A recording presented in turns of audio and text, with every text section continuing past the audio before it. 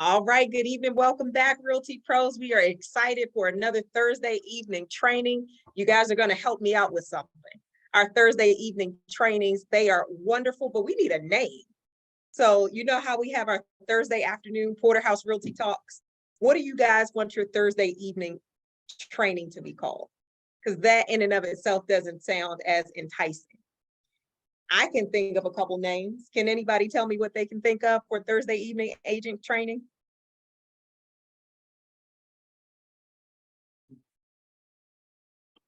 That's gonna take me a minute. I have to think about that. So one of the things I can think of is mastermind training, $1 million mindset training. Let's see, prospecting gurus. I'm just throwing out some right off the top of my head. What do you guys think? Somebody drop it in the chat. I like mastermind. Mastermind. If everybody likes mastermind, then that's what it's going to be, our Thursday evening mastermind training. So that is great. So with that being said, I will start over with my introduction. Good evening, everybody, and welcome to our Thursday evening mastermind training. Kudos to all of you for voting. That was a very quick turnaround, and now we have our name. So from here on out, our Thursday evening trainings are our Thursday masterminds, and we are excited to be able to share this information with you. Tonight, we're going over $1 million prospecting. So I want you guys to really take notes, open your heart, open your mind to hear what I'm saying to you this evening, because much of this is going to be very familiar because there's nothing new under the sun. We're just going to be sharing this information, reinforcing what you already have, and causing you to dig more deeply into what you already know about this area. Okay.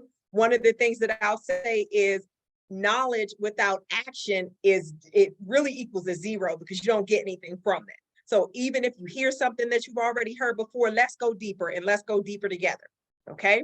We know that for 2023, our challenge for this year is close 23 in 2023, and all of us are in the midst of our business plan review.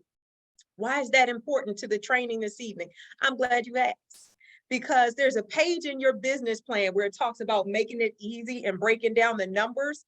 That particular page is all about numbers, and it tells you how many contacts you need to have in a year in order to have the number of clients you need to have, in order to have the number of settlements you need to have, in order for you to reach that goal at the end of the year. Whatever that dollar amount looks like for you, whatever those number of closed sales look like for you, it is all about the contacts, and it is all about prospecting. So I would be remiss if we went through the month of January and didn't really hone in on the most important attribute of your real estate business. Okay, so one of the things that I want for everybody just to say with me, you can drop it in the chat, say it out loud, but I want you to say it like you mean it. You know, we got into affirmations last week, and we're going to continue with that same theme. But as it pertains to your prospecting, I want for everybody to say the sky is the limit. As it pertains to my prospecting, the sky is the limit. Absolutely. Thank you guys for saying that with me. Why am I having you to say that? Because it is essential for you to know that where you start from is not where you're going, right? We're talking about prospecting. And when we consider all of the different avenues and all the devices and contacts that you currently have today, that is not the total end of where your business is going to come from. That is where you're starting. And we're going to show you how to multiply everything that you have, okay? It's important for all of us to know that 70% of your business is 68 point something. We rounded off to 70% of your business is going to come directly from your sphere of influence. Why is that important? Because these are the people who already know, like, and trust you. These are the people that you have already met in some sense, or people that you can reach out and touch easily, people that can, you can connect with maybe just having your sister to give you a telephone number, or your child's friend's parent, or something of that nature. But we're going to dive more deeply into all of these sources for expanding and multiplying your sphere of influence, because this is where your $1 million prospecting is going to come in. When you realize that 70% of all the deals you close are going to come from people who already know you, then you can prioritize your prospecting, right?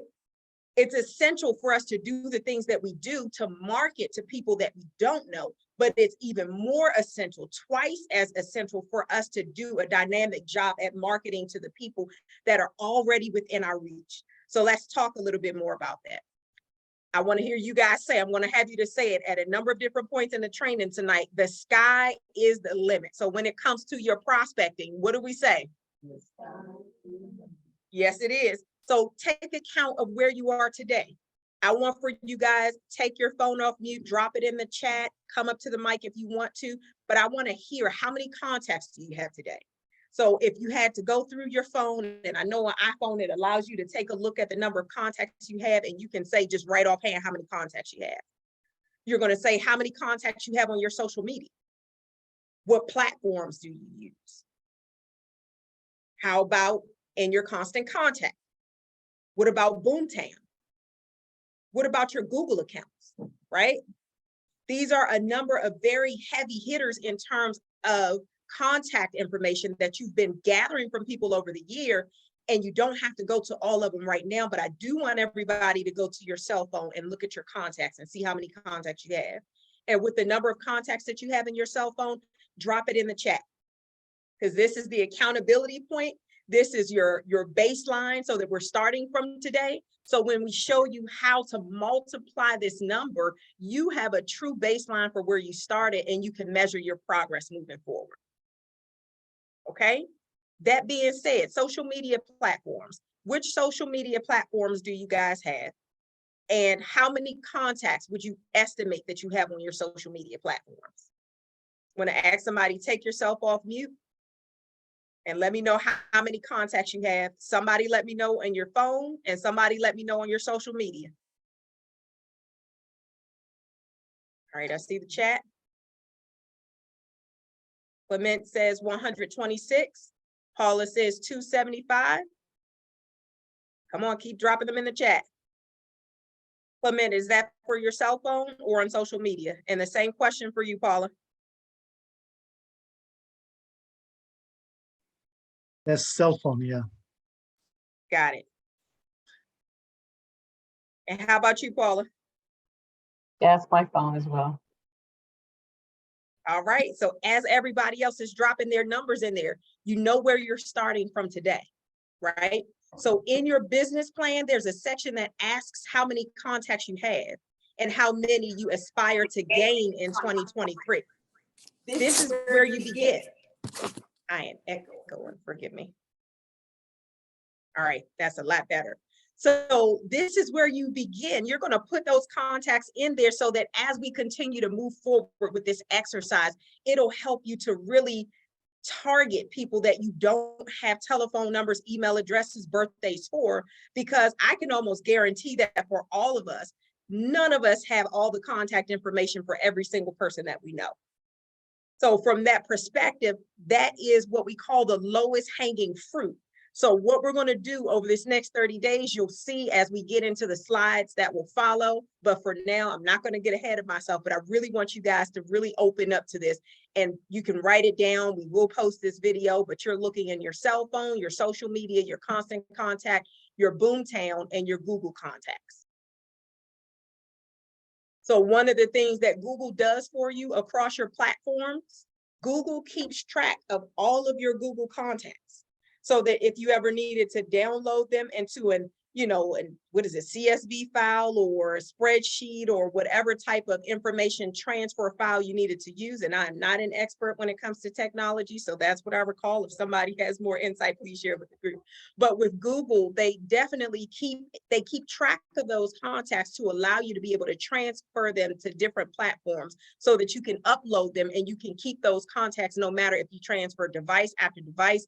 From your email, there are people that you've sent emails to over the years. There are people on your cell phone that you've opened emails from, and Google tracks that information. So it really keeps that information stored for you. I'm saying that because all of us, you have more contacts than you really think that you have. Okay. That being said, the sky is the limit when we're talking about prospecting. We're talking about $1 million prospecting. Because now what we have to do is define your sphere of influence, right? We talk about it all the time, and we really can't exhaust this subject because 70% of your business is going to come from them. So we really need to train on this until we see the fruit from everybody's efforts in this regard. So your sphere of influence.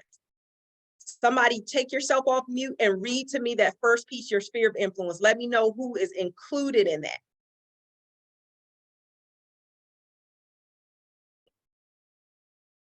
Come on, Paula, read it for me. Sky's the limit. Define your sphere of influence. Family, close and distant.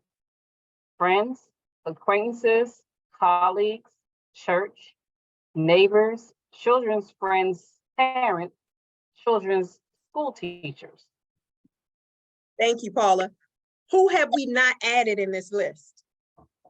I need you guys to tell me some other people that are within your sphere of influence, because these are some people that are within your sphere of influence, but I promise you, we could have a list probably as long as this office part in terms of sources of people that are within your sphere of influence. Take yourselves off mute and talk to me about some other people that we have not added to this. Welcome, Kermon. Who did you want to add?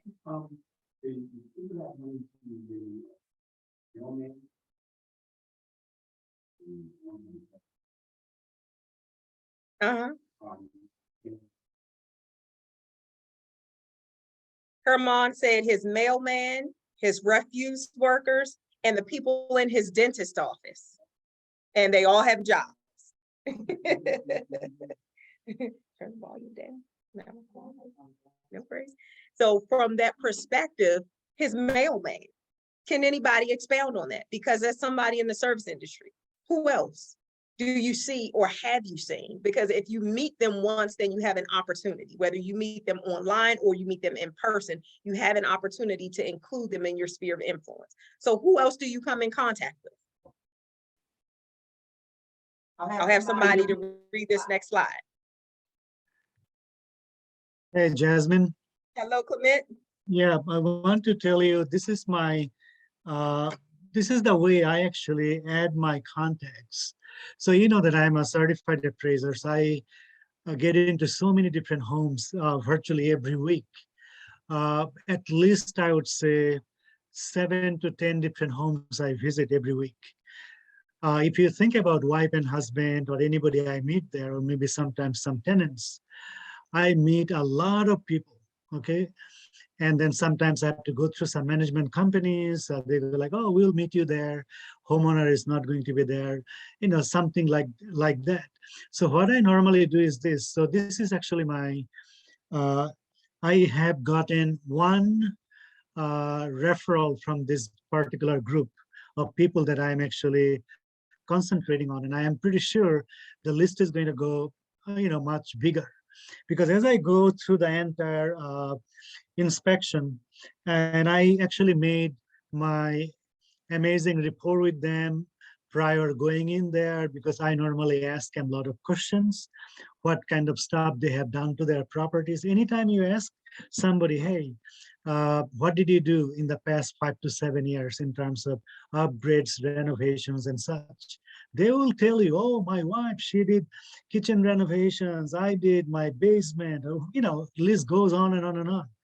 So when I do that, right before I leave, and I always thank them for their time, and as I'm about to leave, I always tell them, hey, you know that I'm a certified appraiser. I'm also a real estate agent for over 22 years. So this is what I do. Real estate, real estate, real estate. It is whether it's appraisal or selling a business, selling real estate or helping somebody buy one. I do that all the time. They go like, oh my gosh, I never met somebody who is an appraiser and also a real estate agent. I have my business card, 5 or 7 of them. I pass it along. I do not say, hey, the one I just appraised, are you going to sell? By law, I cannot wear that hat and ask them any of those, because that would be absolutely out of the ordinary. And I'm not supposed to do that. And what I normally do is this. I actually ask them if they happen to know anybody, their friends, family members, or their neighbors. They go like, oh, I know this guy, that guy. That's how I actually got one very good client. Was it last year or a year before? She actually called me. She goes, "Hey, my neighbor is moving to Florida. I want you to come and sell his house." That was amazing. I go like, man, I was walking on a gold mine and I did not even realize because in appraisal, we are not supposed to talk about anything else but that. But as I normally leave the home and I just happen to give them my business card from appraisal business. And also I introduce myself, hey, I am also a real estate agent. If you happen to know anybody, people go, oh yeah, sure. So that is, if I add those clients, I have about 700 already Excellent. in my contact list. And I send them Christmas cards. I send them Christmas, depending on if I happen to know what kind of religion they actually follow, because people open up all the time. But if I meet somebody who is Jewish, of course, I have to send them something different. Anyone who is Muslim or Hindu or any other religion. So I have to keep track and make sure that I send them the right message. So I started doing it about 2 years ago. I am not there yet, wherever I am supposed to be, but it is actually going to help me. I'm pretty sure one of those days they're going to call, hey, I met this guy. He's a good appraiser. You should take him in. Just go and listen to him, what he has to say. So Outstanding. yeah. Kudos to you, Clement. That's what I'm talking about. When we talk about maximizing opportunities, he's out doing, his appraisal business and making sure to make that connection for future business, for other properties, for referrals and things of that nature. So thank you for sharing that, because that's exactly what we want to do. Kermon mentioned something. He said the post office person, the person at the dentist office, his, refuse worker, that is exactly what we want you to look at, because he mentioned something that was very key. All of those people have jobs, right? You're prospecting because you're looking for business. There are people all the time, no matter what the market is, that need to buy or sell a home. And we're going to get into that a little bit later in this training. But at this point, this is called just opening up your mindset to know that the sky is the limit when it comes to prospecting. You literally, in order for you to cap in prospecting, you would have had to reach over 7 billion people, because there's 7 billion people on the planet. So from that perspective, very many people in our area, you can look up statistics for how many people are in the state of Virginia, how many people are in Maryland, how many people are in Washington, D.C., and they're transient people all the time. Why am I saying that? I'm saying that because there's a constant flow of people back and forth, that when we think about it from an abundance perspective, at any given time, you're looking at 2 people in a room that might need to buy or sell a home, and it's simply a matter of having a conversation with them. It's a matter of introducing yourself, being intentional about, saying something nice, being polite to them, opening up the conversation, some type of icebreaker, depending on your personality. You've got to go with it. All of you know Shay, and you know his personality. He's a comedian. So he'll say something, really crazy right offhand, and people will laugh hysterically like, did he just say that? And it works. It works so well because they're automatically disarmed. They automatically feel the warm and familiar, essence. And now they're ready to have a conversation, and people will share anything with you when they get comfortable enough to do so. So just like that, you want to make sure that you're maximizing every opportunity, because we're talking about $1 million prospecting, guys. And I promise you this works. We were fortunate enough to have lunch with some very special people earlier who will remain nameless. However, Mr. Porter shared this amazing story that we share as a part of our testimony as well. How doing exactly what we're talking about is how back in the day, I got my first $1 million listing. We were at a restaurant. We were sitting down at a restaurant, and Mr. Porter's over, he's eavesdropping. He's listening to somebody's conversation so that he can find a way in to make them laugh, so that now we can have a conversation about real estate. So he hears the people at the table next to us, and they're talking about selling a home. So he just goes, I hear you talking about selling a home? How you having that conversation, and you have the best agent in all of Maryland, or whatever he said, sitting right next to you. So that was his way of introducing me, because he wasn't even licensed at the time. That was his way of introducing me into that conversation. And we just followed up. We connected in that conversation at the restaurant that evening. We even paid their for their dinner. Not that we had to, but just prospecting and maximizing those opportunities. How many of you know when we were in that restaurant, every single person in that restaurant was an opportunity or provided an opportunity for us to connect with. So with the exception of the people that may have been in the back and didn't come out of the back, but all of the people who were coming in that restaurant, it's in some form of fashion, if we're walking by them or have access to walk near them, then we can absolutely connect with those people, being intentional to get that contact information, to exchange information. So now we're growing our book of business. So this is the type of intentionality that we're talking about. When we say the sky is the limit, I want to hear you say it. Exactly. So Kermon talked about service providers. Somebody take yourself off mute and read this next page to me. We have a few more sources of prospects for us. Who's going to be our brave Realty Pro to read to us? Go ahead, Anita. Okay, professional contacts, website visitors, leads, prospects, clients, your sports community and or religious social networks, your previous school alumni or local retailers.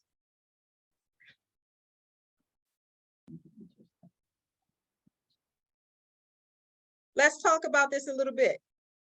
We talked about people in your community, your sports associations, religious social networks, school alumni. I don't know if you guys can hear me. Let's talk about this a little bit. So she talked about people that are in your community, your sports associations, religious networks, clients, prospects, leads, people from your website, professional contacts, previous school alumni, local retailers. Does it seem like this list just keeps growing? How many people did you go to school with? How can you find those people that you went to school with? Facebook, social media. So how much more did your sphere of influence just expand from this conversation? I was gonna say, we may come up with this long list of people in our sphere of influence, but to keep in mind, will have their own. Angela just said something crucial, and I'm not sure if you guys can hear her. And that's the point in everything that we're doing now. When we talk about multiplying your sphere of influence, this is how you do it. She said we can go through all these different people for the people in your sphere of influence, but remember that all of them also have people in their sphere of influence. And such is the way that social media works, right? When you go to LinkedIn and you go to these other platforms, they're always suggesting people for you to befriend. Why? Because they see common contacts that you have. They see people that you're connected with that are connected with that person. So they say, hey, you might know this person. And that is so crucial because we all know it's a small world. We've been out of the country on many occasions and met people who know people that are very close to us, or met people who, live 15 minutes from us. So it is a very, very small world. I know that Curtis even shared a testimony like that. He was in Mexico and landed a deal for Maryland with the person he was on vacation with. So from that perspective, you got to know that every person that we're talking about, every person that's in your community that you may be associated with, whether it's with the Commanders or with the Dallas Cowboys or whatever your team is, all of those are people that you have an opportunity to connect with. And all of those are people who also have people in their sphere of influence. Now, that being said, you want to get business cards. You heard Clement say he might give out, a handful of business cards or however many it is. You want to make sure that you are maximizing their opportunity to share your information. And you literally ask, you tell them, hey, my broker has, blame it on your broker, blame it on me. Say, my broker has given me the challenge of closing 23 deals in 2023 or helping 23 families to buy or sell their home. And listen, I got to rise to the occasion. Is there anybody that you know that needs help buying or selling their home this year? That is what my responsibility is for this year. So help me to win this challenge And from that perspective, they may say, I do know of somebody. Then you offer them your business card and you say, you know what, if you know somebody now or not, that's fine, but can I ask you to do this for me? You keep a couple of these business cards, and if you hear somebody talking about buying or selling their home, can I count on you to give them my business card? That is how you want to do that. And I say that very specifically because when you have a purchase lead, like an online lead, there's a various rate of return on your investment. So some of your, the numbers you may have between 1% and 2%, depending on the site, and maybe 3% return on your investment in terms of conversion rate. However, when it's somebody that's coming from your sphere of influence, that is a 50% chance that they are going to work with you. So you've gone from maybe 1% to 2%, all the way up to 50%.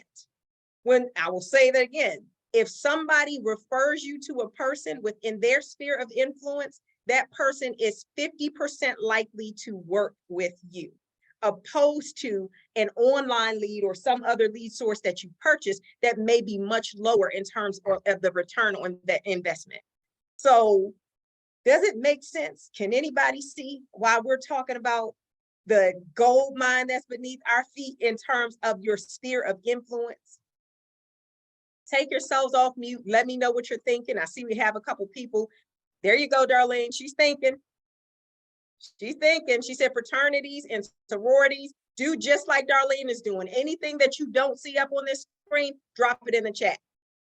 Because we have some of the sources of our sphere of influence, but like I said, it is limitless. It's limitless. It can be the person who fertilizes your yard. It could be the person who you bought your earrings from. It can be the person that you got your wife's engagement band from. It can be the person who sells the perfume or the custom, how people have custom, oils and scents and, body butters and stuff like that. It can be the person at the shoe store. It can be the person who you went to in the lighting store, the person who you bought the art, from at the art gallery. The sky is the limit when we're talking about the people that are in your sphere of influence. Okay. If you can come in contact with them in any way, you have the opportunity to bring them into your book of business. So I want for us to be very intentional in our prospecting and make sure that we multiply our book of business. And we're going to have a 30-day challenge embedded in this training.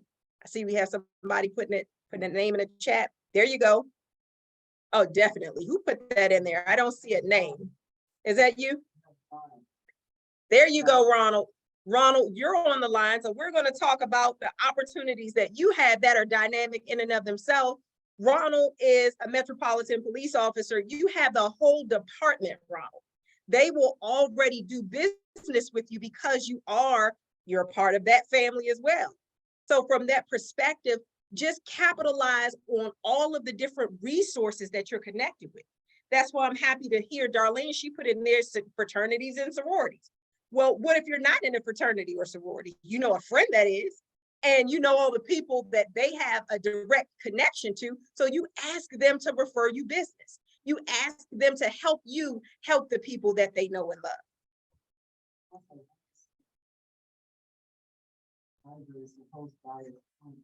There you go. Ronald said libraries to hold buyer clinics. Definitely. That should be a part of every agent at Porterhouse, of every one of your business models, holding buyer seminars, buyer expos, buyer clinics, however we want to title it. That is going to be a part of every person's business model here. And as a brokerage, we're going to start back doing them on a brokerage level on a regular basis. But we want for you guys to be encouraged to do them on a regular basis on your own. And when as an agent, before we were, Porterhouse, we did them sometimes every other month at a minimum quarterly. And you're talking about dozens of buyers closing per year just from doing a 2-hour buyer clinic, home buyer seminar, buyer expo, or however you want to do that. It's going to cost you 2 hours worth of time. And that is actually going to go into the next slide in terms of those accounts or sources of buyers.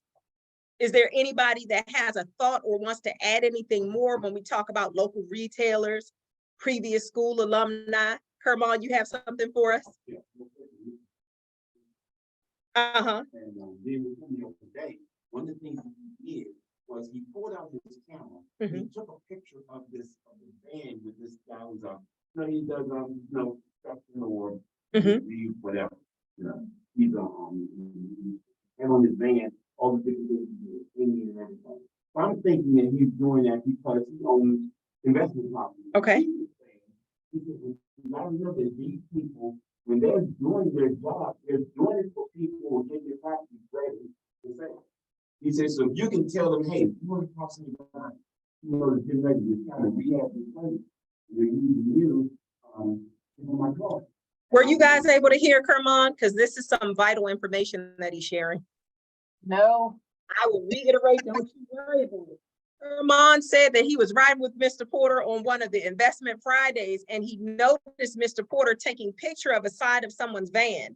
You know, the people who go out and they do renovations, they do painting, they do all of these things. And Kermon said, okay, I was just thinking he was getting that guy's information because he has investment properties that he needs work on. But it turns out that that was an intentional act of prospecting, because who do you think he's doing the work for? If he's going out to do renovations, painting, and all of those things, who's he doing it for? You can't renovate a rental property if you're not the homeowner. The landlord can. He's doing those things for homeowners. So from that perspective, making that connection, being intentional to place his value with that person, now he has another source of business. So giving his business cards to that person. I can think of something even more than that. Say by chance he didn't have a chance to connect with them on the spot and he's going down the road, you can share an electronic copy of your business card with the person, because every single person that you ride past, that you see a telephone number for, an email address, when people have marketing either outside of their business on their car, business cards that you pick up anywhere and everywhere that you go, that's another opportunity for you to connect with those people, for you to say hello, introduce yourself, send your business card. If you know anybody that needs my services, I will be honored to be of service to them. Thank you for sharing that, Kermon. Anita has something good for us.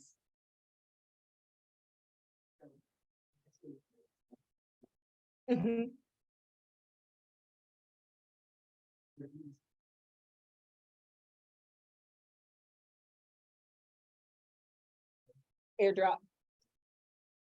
Anita is talking about airdropping your business card to a room of over 200 people. She had an opportunity to do jury duty and just maximizing that opportunity just to continue to sow seeds.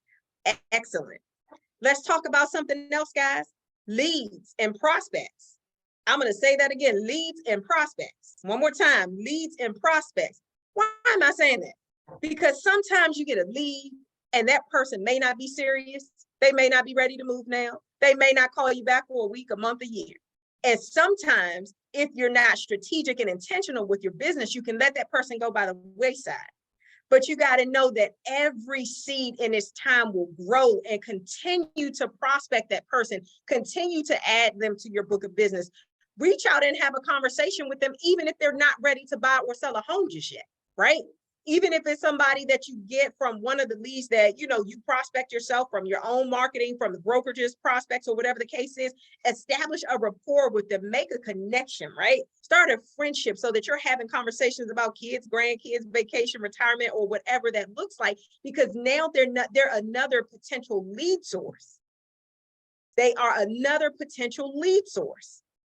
One of the things that I appreciate that Mr. Porter says, he says that every human being with a pulse is a prospect. Every human being with a pulse is a prospect. Why? It's one of the essentials. We have to have somewhere to live. You have to have food, warmth, shelter. You got to have water. There's certain things that are not luxury, certain things are necessities. So at some point or another, every person in their life is going to need to move. They're going to need to buy a house, sell a house, lease a house, whatever the case is. At some point or another, start their investment portfolio, divest their investment portfolio, whatever that looks like. They might want to get into real estate, so you have an opportunity to recruit. I'm going to add that at this point because HGTV makes people really excited about the topic of real estate. I do not think I've ever had a person to turn down a conversation of real estate. In my whole career, I've only had one person to tell me that they could not take my information because their sister was a realtor and they didn't want to step on her feet. So out of honor for her, they didn't want to take my information. That was only one. Do you know how many thousands and thousands of people I've talked to? Only one. And even with that, I've not had a single person that did not enjoy having a conversation about real estate, about investing, about investments, about opportunities, about possibility, about their future thoughts and goals and dreams. And that's something that you provide. That's the hope that you help manifest when you're working with clients and you introduce this conversation to a person who never thought that they could attain the American dream of home ownership. You're having this conversation. Sometimes you're planting a seed for somebody who thinks it's impossible for them because of maybe where they came from, maybe what they make, what they don't make, maybe what they learned, what they didn't learn, maybe what their parents had, what they didn't have, maybe what they heard and they think, and all of these things. And now you are seeing something for them that they may not even see for themselves. You are seeing opportunity for them to go from one level to another level with home ownership. And that is something that literally changes people's lives. Every person who owns a home, it changes their lives. It changes their lifestyle. It changes their financial structure. It changes so many things. And studies even show that it even improves your health. So as a homeowner, there's certain things that come along with that. And then we already know from a financial perspective, all of the different write-offs and things that you get as a homeowner. When you're renting, you can't write off your rent. You don't write it off. But as a homeowner, you know, you're paying principal, interest, taxes, and insurance. We all know this acronym PITI, and you get to write off the interest and you get to write off the insurance. Well, the taxes. Didn't mean to say insurance. I wish we could. Let's vote on that, guys. But you get to write off the interest and you get to write off the taxes up to a certain amount. That is astounding for people who have never owned a home. So you got to think about the value that you carry and the information that you're able to share with people that will literally change their lives. When you consider from the perspective of a mortgage, for the first 15 years of our mortgage, we're paying about 80% of that to the interest and to the taxes. And the other 20% roughly about goes towards your principal. Please be aware of that. So why am I saying that? Because about 80% of that mortgage payment is a tax write-off. How will that help to change a person's life if they couldn't get anything back at tax time, but now 80% of what they're paying on a monthly basis, they get to write it off. They get to get it back at tax time. Either that or they can talk to their HR department now, increase their exemptions by 1 and bring home more money every other week, every month, every week, whenever they get paid. You're talking about something that changes people's lives. So I'm saying that because I want us to be broken out of the mindset of, I don't want to sell to people. I don't want to come across as a bother to people. You are a blessing to people.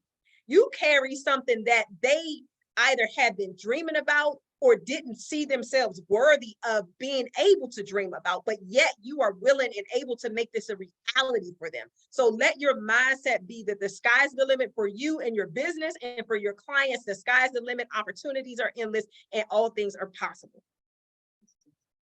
Yes.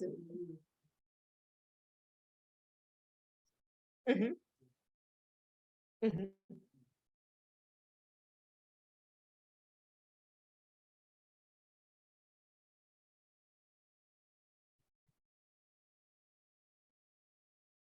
I got to reiterate that because Anita just hit the nail on the head. Anita, essentially, I'll sum it up by saying they're paying a mortgage one way or another. And they're paying either their mortgage or somebody else's mortgage. And they don't get a write-off for the renter, but guess what? That homeowner does. So you're paying a mortgage one way or the other, whether you're paying in an apartment, a condo, a townhouse, a single family house, whatever that looks like, somebody has a mortgage. And even if they don't have a mortgage on the building, somebody has a real estate investment. Why not let it be you? Okay. So, and everybody has to pay taxes. Listen, so I know some people that, the former administration, I need to read a book. He needs to write a book and let us know, because we are in the real estate industry, like he's in the real estate industry, and there are a lot of benefits that we need to be made aware of. So in terms of reducing some taxes, but that's a sidebar conversation. Nevertheless, leads from the past, guys, leads that you guys may have got.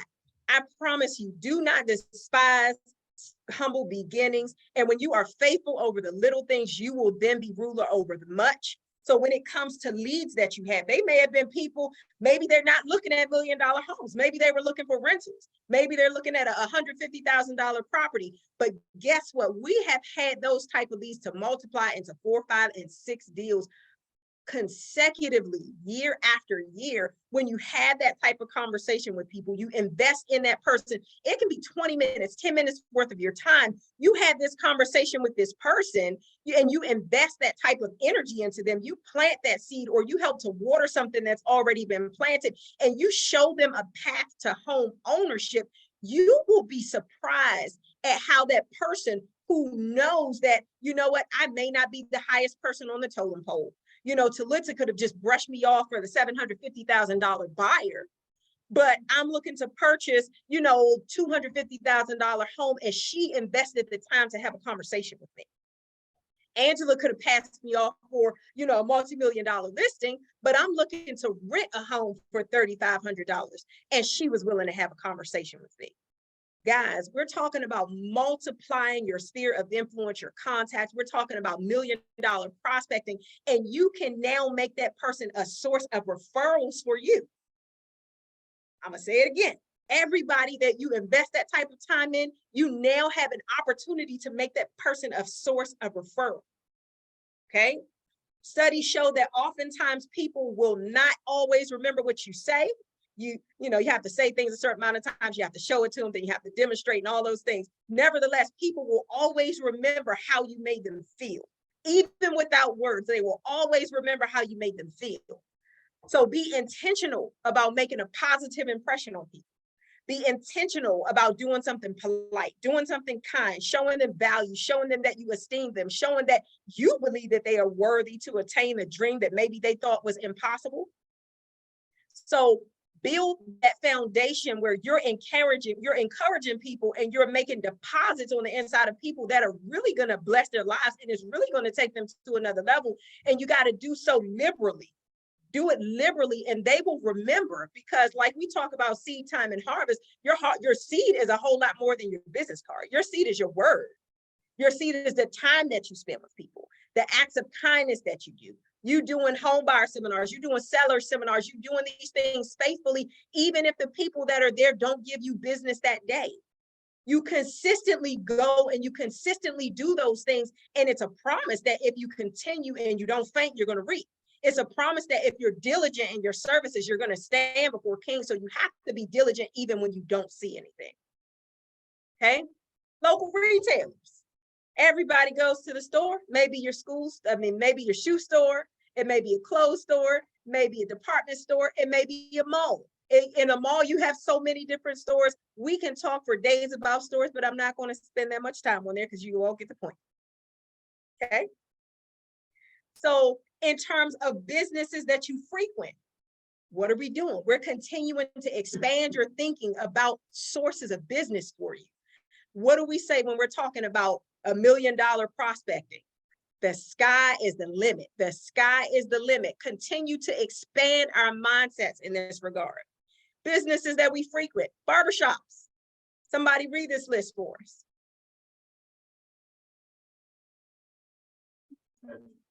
Herman, take yourself off mute so they can hear you. Oh, you're not connected.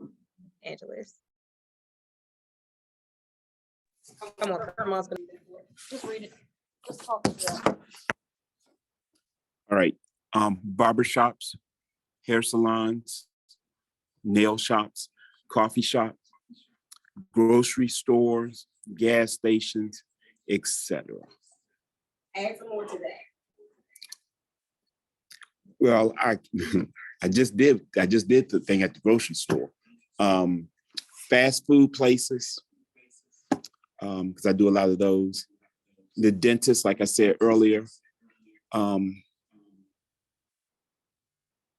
I give out a lot of information in my church, in my organizations that I'm involved with. So in doing that, I make sure that I give them, this is something Mr. Porter told me as well. I used to give people one card, give you a card, give you a card. Now I might give you 5, 6, 10. Here, take these cards, pass them out, put them in your purse, because people might lose one. If you dump a lot of those cards in the purse, because I know a lot of ladies, because my wife does this, she goes through her purse, she'll find stuff. She'll clean out a purse. Here's all these cards. She'll see it. So that's what I do.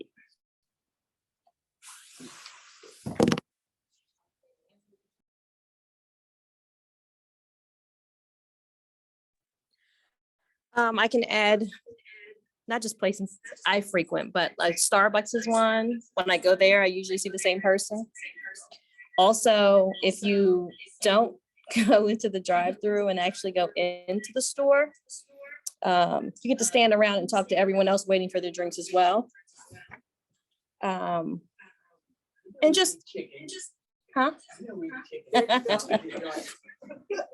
So I was just gonna say there are other places, if you go to a food place and there's a waitress there who you see often, depending on where you sit. I'm not one to sit in the bar area.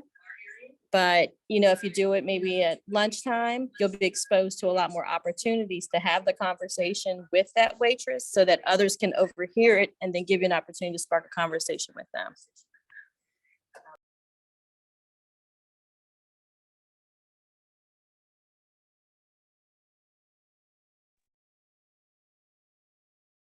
Not sure if you guys can hear me. Does anybody else have anything that they'd like to add to that? Okay, go ahead.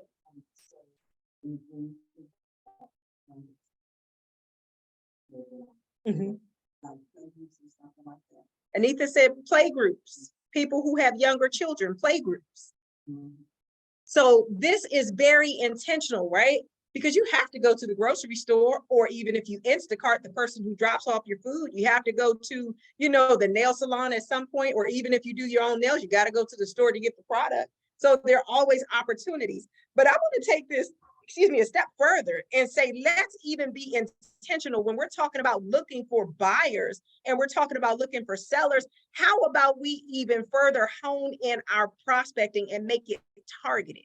If you know that there are multiple developments, that there's single family communities, luxury communities, townhouse communities, and this, how about you intentionally within the area that you want to farm, go to the businesses in the midst of those homes? Why would you do that? Anybody tell me, why would you do that? It's obvious, but I want to make sure that nobody misses it. I think when you frequent the businesses around the areas you want to farm, you get more exposure. Meeting the folks, or going to be places where those neighbors or those people in that farm area frequent, it's just more exposure. So if you're sending out postcards and then perhaps one of the businesses allows you to market in their property, whether you're giving away something free, they're going to see your face, your name again, and it can give you more exposure.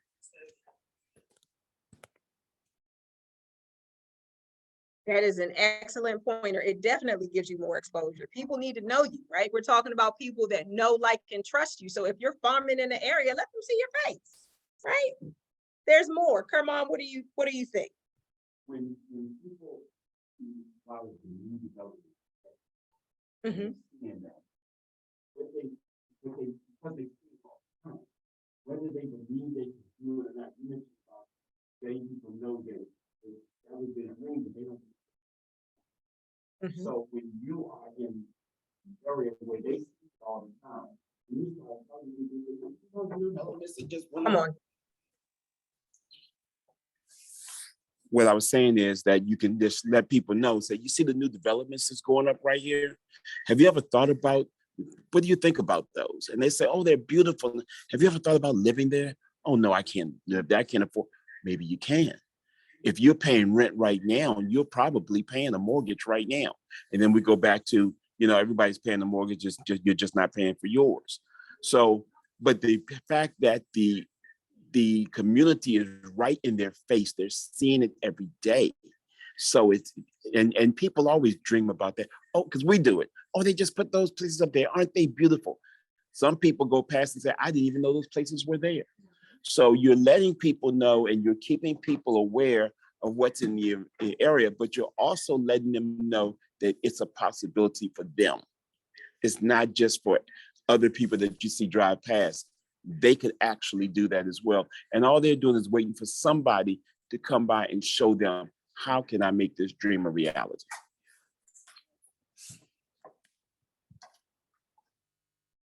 Outstanding. Thank you for sharing that, Kermon. Another consideration is, well, if you're looking to be a dynamic listing agent extraordinaire, what do you need? Listings, right? If you go to an area surrounded by private homes, who are the people that are shopping in that area surrounded by private homes? Homeowners.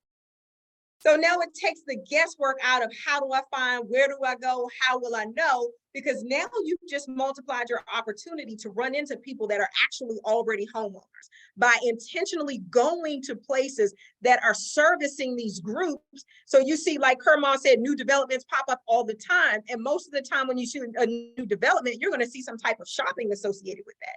Or even if they don't add additional shopping, the shopping that's going to surround that area, you go there, you intentionally go to a Starbucks, you sit there at a Panera Bread, you go to whatever your favorite coffee shop is, your grocery store, but you be intentional about prospecting in those areas where there are already opportunities, because these people are homeowners, right? And when they see you in the midst of your target market, now you're talking to people that can absolutely have a home that they need to sell right now. So it's a totally different conversation than one that you would go to that's in an apartment community or businesses that are surrounding a whole bunch of apartment complexes. Those are opportunities for your home buyers, but your home sellers is a totally different approach to your targeted marketing. So when we're talking about this $1 million prospecting, what do we say? The sky's the limit. There you go. So we are continuing to expand our frame of reference when we're thinking about all of the different opportunities that we have for prospecting, right? At the beginning, we talked about the number of contacts that we have on hand, and we still have to continue to do more digging so that we'll know what that actual number is, including all the different resources like our social media, our Google, and our, CRMs and our phone and all those things. But now what we've done is we've expanded your framework for opportunities that you have to bring people into your book of business so that you can multiply those people within this next 30 days. All right. Are there any other places that some of us may visit that we didn't talk about? Because this is nowhere near in a full extensive list of places. These are things just to whet your palate, to help you to kind of think beyond where you are now. If anybody has anything else to share, just go ahead and drop it in the chat. All right, so now I talked about a challenge, a 30-day challenge, how to multiply your book of business in the next 30 days. The 30-day challenge is to add 500 contacts on social media. So between social media and the people that you can prospect by going out and about in the next 30 days. The 30-day challenge is to add 500 contacts in the next 30 days. So these are people on social media and people that you meet when you go out and about. Does anybody have any questions about that? Any thoughts about that? Let's dialogue now, because when we leave here, I want you to leave the ground running with no excuses, because the sky is the limit. Any thoughts? All right, well, I will continue. I'll give you guys some strategies. When I first got into real estate, I had to get a Facebook account. And I promise you, I was one of those people that it kind of made my stomach turn when I was talking about getting a Facebook account. A lot of people like to post and put a bunch of information out there about their personal life, and God bless them. I wish I was that way, but it's really something that I have to overcome in order to be able to do that. However, when you look at my Facebook, you see I had 5,000 contacts on Facebook. I did that within the first maybe 90 days to 120 days of getting my real estate license. So what I'm about to tell you to do, it absolutely works. And when we're talking about expanding your book of business, now you brought into your network the maximum. Because had I been able to continue, I could have had hundreds of thousands of people at this point, but Facebook gives you a 5,000 person minimum. So what do you need to do? Maximum. Thank you, guys. Facebook gives you a 5,000 person maximum. So what do you need to do? Glad you guys are all ears. On Facebook, you have the opportunity to friend people on Facebook. They have a limit per day, or a maximum, thank you. They have a maximum number per day of people that you can friend on Facebook before they start to think that you're a robot.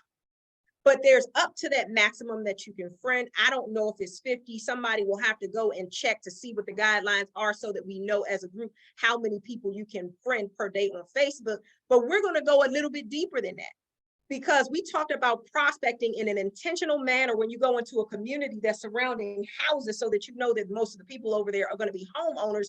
But now let's talk about Facebook. There's so many groups on Facebook. You can look at DMV professionals, Maryland sales professionals, DC business owners, DC, CEOs. You can look at all of these professional networks on Facebook and intentionally friend people in those professional networks. You can look up groups like Maryland homeowner, DC homeowner, Virginia homeowner. You can look up, luxury real estate, owners or professionals or whatever it looks like. And you want to intentionally friend people in these groups on Facebook. You want to take a look at people that look like they are, professional, because then they have some type of job or a reason that they are presenting themselves as such. And you want to intentionally friend people like that on Facebook. And over the next 30 days, you'll have over 500 new contacts that you've added to your book of business. Okay, so from that perspective, I don't even remember what the number is that Facebook has, but I believe they're near 3 billion users. I have to look back, so don't quote me on that. I will go back and search the details, and I will make that available for you guys. Anybody can search it, and you can share it with the group if you would like.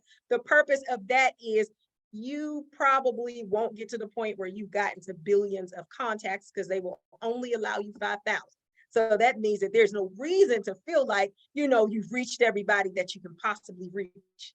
Until you get to 5,000 people on Facebook, your job is not finished. You want to connect with as many people as possible, and then you're going to go on a maintenance basis and continue to connect with people, because after you've reached 5,000, Facebook won't let you connect with anybody else until somebody drops off or until you delete somebody. So you'll go through cycles where, if somebody else has maximized their friends, they might need to delete somebody to follow somebody else or whatever the case is. So from that perspective, that's how you will maintain 5,000 people or on Facebook. That's just one. What about LinkedIn? LinkedIn is the platform with the highest paid audience. LinkedIn is a professional network.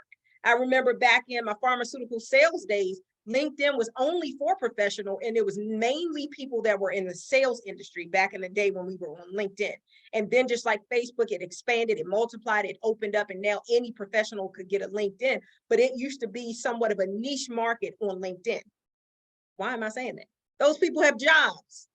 They are the highest earning group on social media, on LinkedIn. Many of them are homeowners. And if they're not homeowners, they make good money, many of them do. So many of them are going to be in a position to be able to afford to buy a property. Many of them are also going to be investors. They're going to either have or desire an investment portfolio. So we're talking about strategically multiplying our book of business from the perspective that the sky is the limit. So you friend people on LinkedIn. You look through networks of people that you're connected with and see who they're connected with. You friend those people, see who they're connected with, and you friend those people. You search out different groups and you friend those people. Again, you see who they're connected with and you friend those people, and you continue to do so until you have amassed so many contacts that now those little baby numbers in your business plan looks like a little drop of sand in comparison to all of the prospects that you now have in your grasp. And this is the way that you master this 30-day challenge, by adding 500 contacts in the next 30 days, right? Now, we all know I have not exhausted social media. Come on, somebody. There's Twitter, there's Instagram, Clubhouse, never heard of that one. Good to know. TikTok, and the list goes on, right?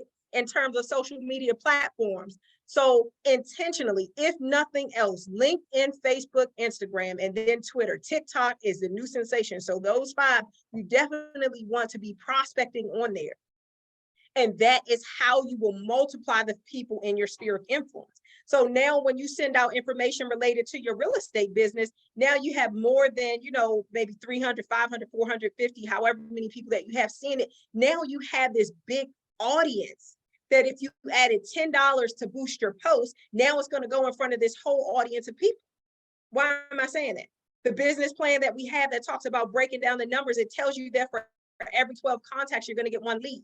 For every 5 leads, you're going to get a client. For every 2 clients, you're going to close a deal. So we're multiplying the people in your sphere of influence. And we're doing so in a very smart way that you cannot even exhaust if you try. Okay? I've heard it said, oh, well, it's a challenge for me because I don't have a lot of people in my phone. I don't have a lot of people in my book of business. Or you might say, I wasn't born here. I don't live here. I didn't go to, I didn't go to college here. I came here. I'm a transplant. All of these different things. But do you know what I say to that? The sky's the limit.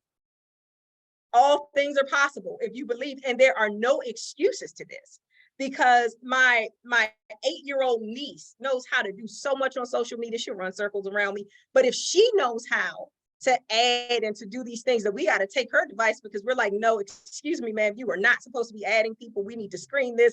Whose account are you on and how did you get it? But if my 8-year-old niece can add people, it is as simple as touching, clicking, and moving on to the next person. So now what have you done?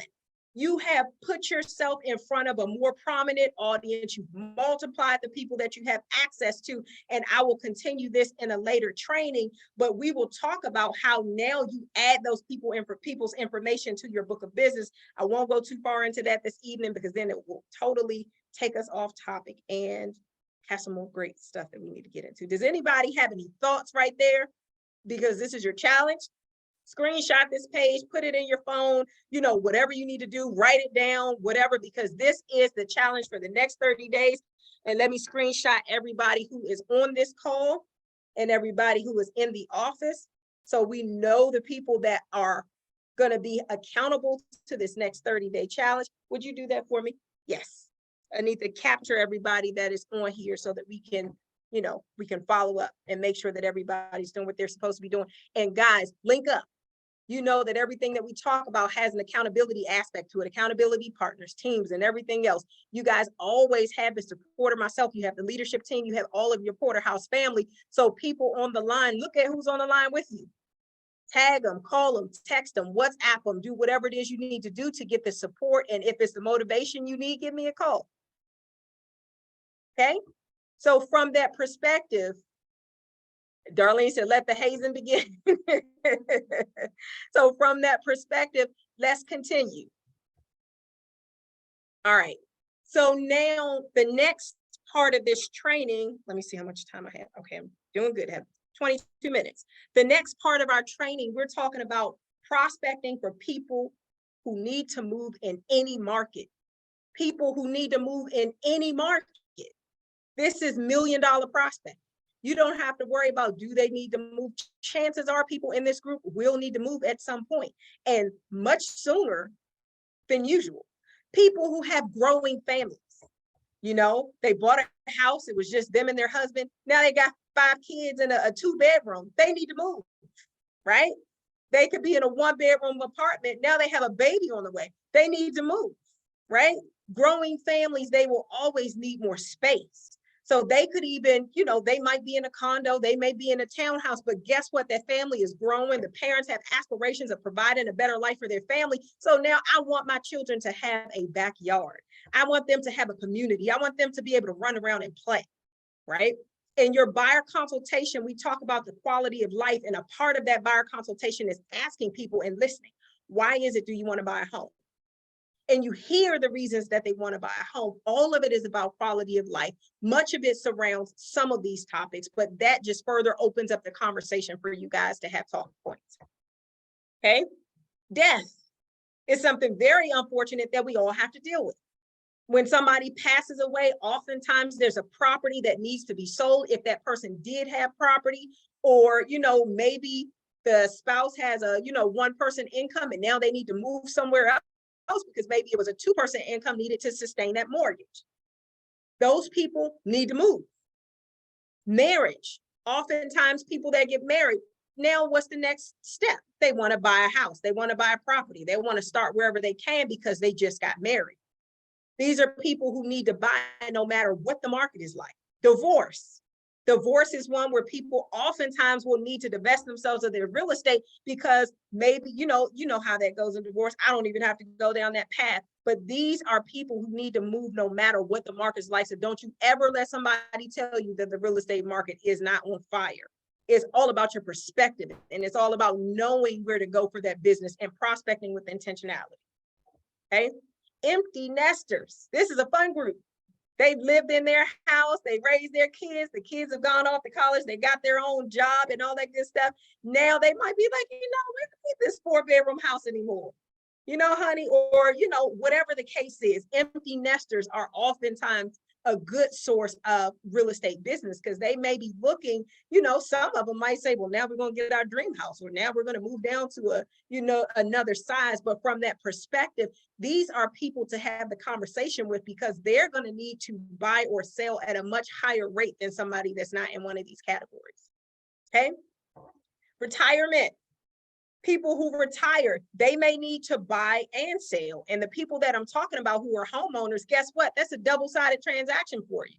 Because if they're selling a house, they're buying another house, guess what? You get to help them and you earn 2 transactions. You earn 2 commissions on those 2 transactions. When they retire, oftentimes people do retirement planning. They may need to sell a home, buy another home, or whatever the case is. So just keep these things in mind. Relocation. You have people, I don't want you guys to fall asleep on me. I'm going to pause right there for a minute. You guys give me some other people or some other groups that you don't see on this list. Angela, I love it. Angela said the wealthy. Who else? Investors. Absolutely, investors. Military deployment. Job loss, people that have some type of medical challenge. If something has caused their income to now go down, or we have friends that moved to Arizona. They moved to Arizona. They had a beautiful home here. We were happy to help them sell it, but we didn't want them to move to Arizona. But the husband had a condition with his back that the climate up here, it exacerbated it. So he was constantly in pain, and his doctor told him he would have to take pain medicine or move to a warmer climate. And if he moved to a warmer region, then he wouldn't have those same issues.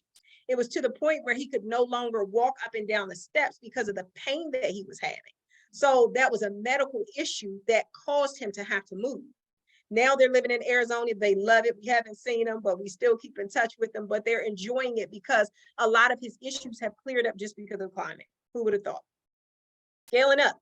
People who want to scale up. People do it all the time. They go from a condo to a townhouse, or from a townhouse to single family to the home of their dreams. Think about this. These are people that are looking to move, and these opportunities are endless. So just keep an open mind, be intentional about your prospecting, and look for these people groups. All right. And we touched on downsizing slightly, downsizing from a single family to senior living, or from a single family to now single level living, right?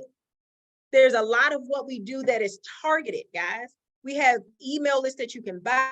You can search out demographics. You can search out demographics for people that, in a certain age group and a certain, income level with a certain educational background. You can search out demographics for anything. So when we're talking about these different groups, there are different marketing strategies that you can use in order to isolate and reach these groups. All right. Another thing, these are some sources, or like I like to call them, accounts.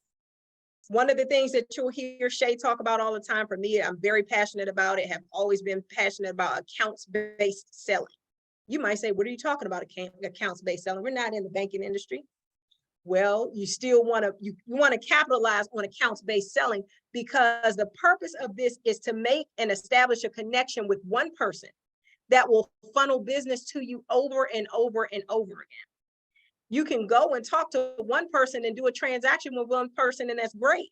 But if you invested that same amount of time into making a connection, establishing a rapport and a great vibrant relationship with a person that will send you business over and over and over again, this is the way that you do million prospecting from this regard.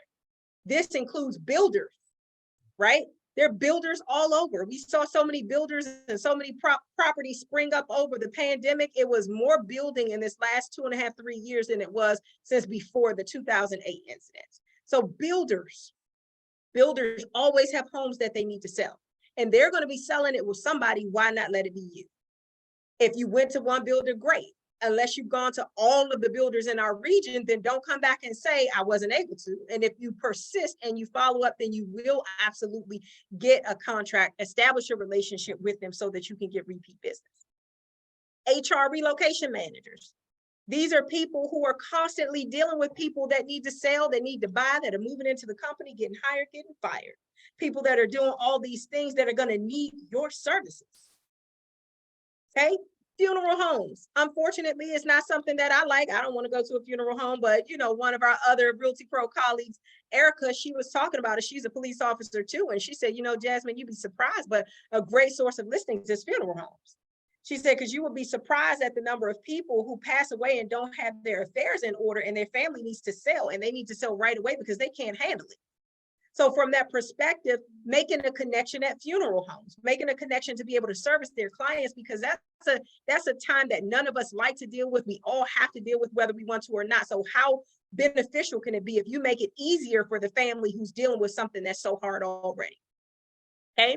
Probate attorneys, estate attorneys, these are other sources of accounts. We're talking about accounts-based selling. These people never run out of people who are using their service. They build a whole business around servicing people who are selling homes through probate or estate. So just as a quick, brief interlude into that, I won't go into too much detail because every last one of these is a whole blurb on its own with how to locate these people.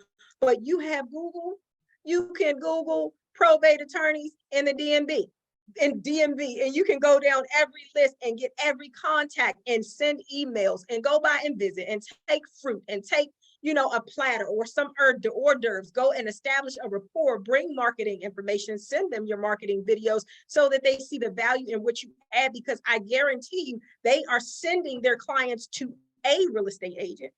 Why not have that be you? Okay, Darlene, I like it. You said military relocation. Absolutely. All right. Divorce attorneys, they have real estate relationships every single day, because oftentimes when you're married, you end up buying a home, and the people that when they split, now they need to sell a home. These are sources of business, and you can be the person to help make that time as easy as possible for somebody who's already going through a stressful situation. Remember that what you do, you are really helping people. You're really helping to change people's lives, whether they're going into a home or coming out of a home. We're ministers in the marketplace, so you help them with what it is that they need to do, and you provide them with an ally along the way, okay?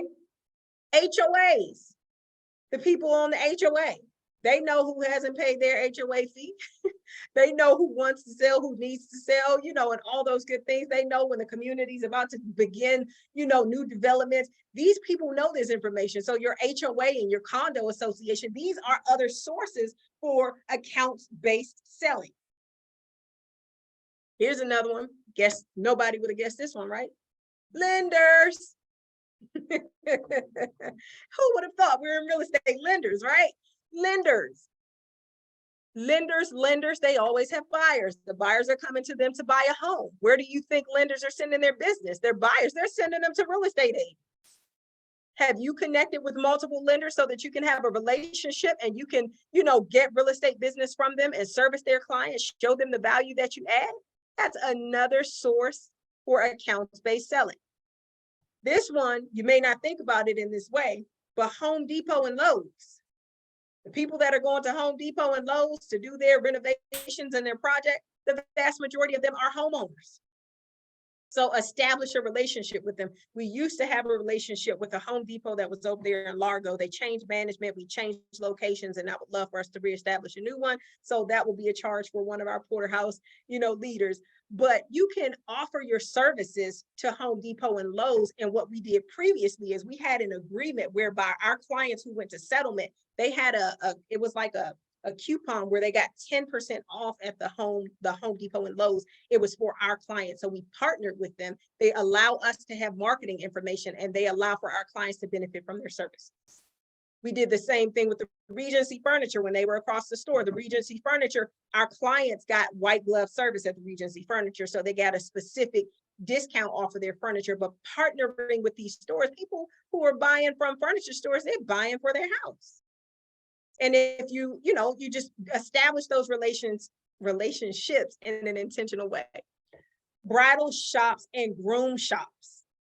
I promise you this list can go on and on. This is not an extensive list in any type of way. It is just something to open up the framework of your mindset so that you know that the sky is the limit, and every other business that we have not talked about tonight is also a part of this list. You're going to drive past hundreds of businesses just to get home.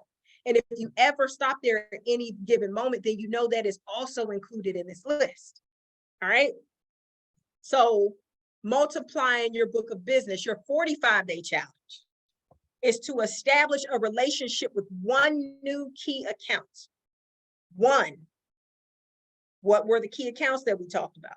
We talked about all of these people on here, and if you can imagine how many probate and estate attorneys there are in the state of Maryland, in DC or Virginia. DC is like attorney city. You can throw a stone at any block and hit an attorney. Probate and estate attorneys, you know what I mean? Your builders, all of these are different key accounts. So your 45-day challenge is to establish a relationship with one key account. So I need you to screenshot that. I need you to write it down, put it in your phone, do something, but I want to make sure that you are accountable to reaching that goal, because all of us have goals in our real estate business, and real estate will pay for everything else that it is that you want to do. So you are worth making everything that you came to make in real estate. And we are taking away all of the excuses of not knowing, not having, because the sky is the limit. All right, that was the 45-day challenge. Now the floor is open. I'm finished with the presentation for tonight. It's your guys' turn. Tell me what you think. Tell me what feedback you have, what's key takeaway, what questions and all those different things. Now go ahead and take yourselves off of mute. We only have a couple moments, then we're gonna get out of here. We have another few minutes. But somebody, let me know your key takeaway. Just give me one key takeaway for this evening. Drop it in the chat or unmute yourself.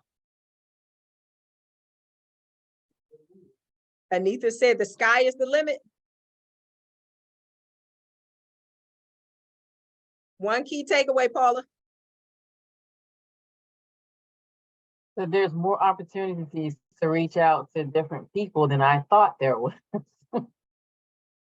There you go. How about you, Angela? One key takeaway. I just think that all of the potential prospects that we looked at, like Anita said, the sky is the limit. I just feel like there were some added there that I hadn't thought of. So just the list alone were very beneficial. Excellent. Clement, give me one key takeaway. I would definitely say I liked your idea being account-based selling real estate, because, like in a day you go or I go so many different places, and then we meet so many different types of people. But if we have this picture in our mind, we'll be able to capture that particular group or maybe groups, whether it's a loan officer or a lender or a home builder, or it list goes on and on and on. So I actually have this on my phone right now. So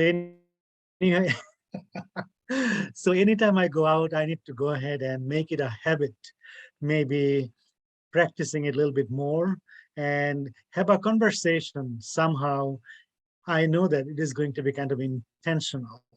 So not like, hey, whatever, but at least I am going to be full of information at all times. Then I want to connect with all those people so that I will be able to help those people achieve their dreams or whatnot. But not everyone is going to say, yeah, I want to hear from you. But there would be definitely so many different people. They're going to say, yes, I am buying or selling or something to that nature. Not exactly today, maybe a year from now, 6 months from now. But if I keep on hammering it, chances are it is going to be much more easier going down that road. Excellent. Excellent takeaway, Clement. Who else? Somebody give me a key takeaway point.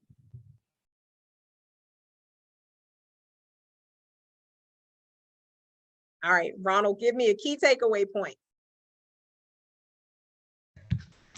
Basically, you gotta stop being a secret agent and just talk to people. Let people know that you doing real estate. I never would have thought about going to the bridal shops. I go past those all the time. I never thought about that. Excellent. I love the way you summed that up. Stop being a secret agent and just talk to people. There you go. Key takeaway. Who else? Who's on there? Darlene, give us a key takeaway. I did. I said no one's off limits. There you go. I see you in the chat. Anastasia, I see yours in the chat. Be creative. Utilize your specific personality, gifts, and prospecting, and have conversations. That's it, guys. Who else? Does anybody else to listen? One key takeaway. Just knowing all the places that I would have never thought of, but I can send emails and you can go buy some things. There you go. Outstanding. Kermon, key takeaway. Did you give us a key takeaway? No, I like. For me, it's Unmute yourself so that they can hear you. Or you know what? Angela, would you let Kermon use your phone? Yep. I want it to be on.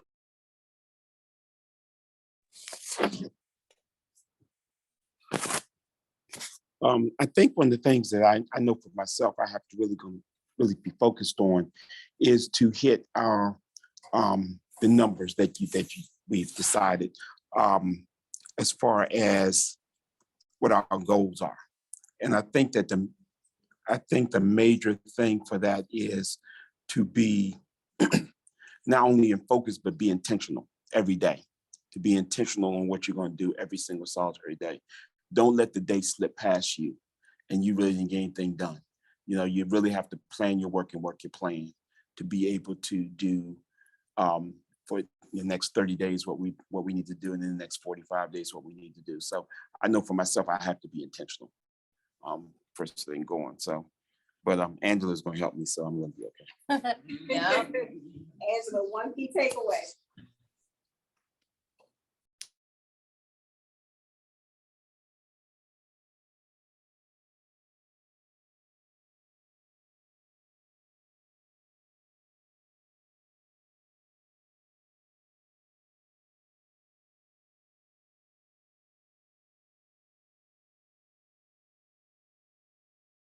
I like what Kermon said, that Mr. Porter said, because we are always in our car. We are always driving past or next to, be safe, a vehicle that is advertising something, and take a screenshot of their information and send them yours. I think that's a great, easy way to prospect.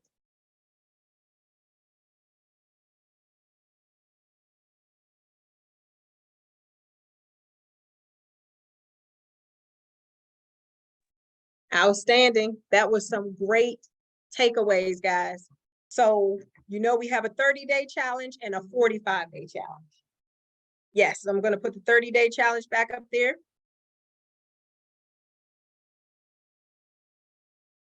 Go back a few slides for the 30-day challenge. And we have, there it is.